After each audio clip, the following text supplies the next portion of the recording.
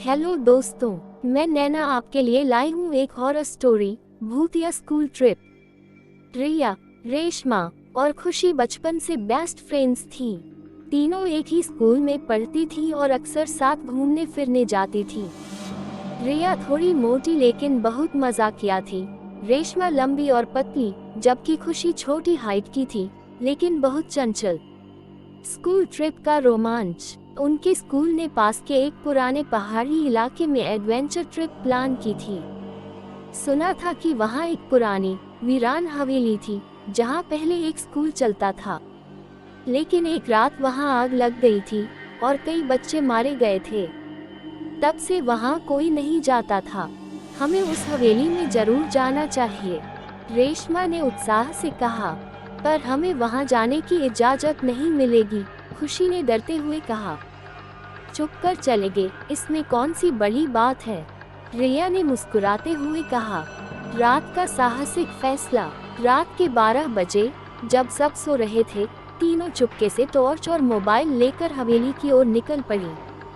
हवेली के बाहर पहुंचते ही ठंडी हवा चलने लगी। दरवाजे पर जंग लगी जंजीरें थीं, लेकिन जैसे ही उन्होंने हाथ लगाया, दरवाजा अपने आप खुल गया।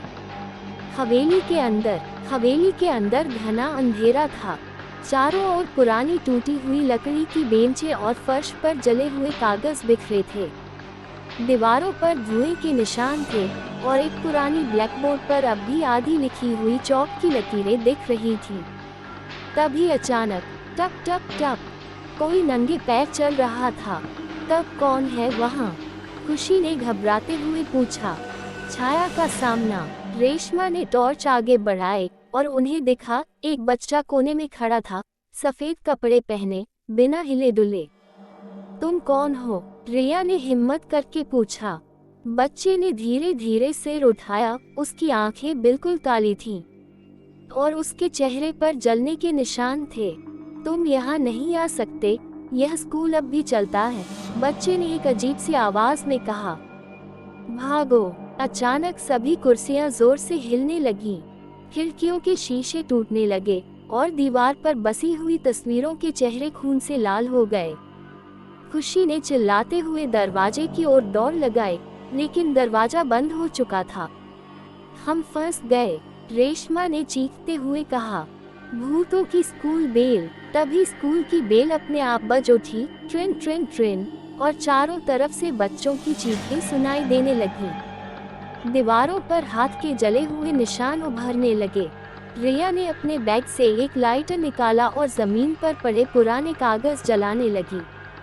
अगर यह स्कूल आग में नष्ट हुआ था, तो शायद आग ही इसे खत्म कर सकती है, उसने जोर से कहा। जैसे ही कागज जला, हवेली की दीवारें हिलने लगी और सब कुछ धुएं में बदलने लगा। आखिरी पल, दरवाजा खुल चुका था। तीनों भागती हुई बाहर निकली। पीछे मुड़कर देखा तो हवेली गायब हो रही थी, लेकिन तभी रेशमा की चीख सुनाई दी। उन्होंने देखा, खुशी वहीं खड़ी थी, लेकिन रेशमा कहीं नहीं थी। रेशमा कहाँ गई? रिया ने रोते हुए पूछा। खुशी कांपते हुए बोली, वो हमारे साथ ही थी, फिर अचानक गायब हो गई। अगली सुबह जब सबको इस घटना के बारे में पता चला, तो स्कूल के टीचर्स ने बताया कि इस हवेली में जो भी जाता है, वो वहीं का हिस्सा बन जाता है। और तब से जब भी स्कूल ट्रिप वहां जाती है, कोई न कोई बच्चा गायब हो जाता है। लेकिन सबसे डरावनी बात, जब रिया और खुशी अपने स्कूल लौटे, तो उन्होंने ब्लैकबोर्ड पर कुछ लिखा देखा। आज की क्लास में सिर्फ 2 ही स्टूडेंट्स बचे हैं, बाकी को जल्दी ही बुला लूंगा। समाप्त।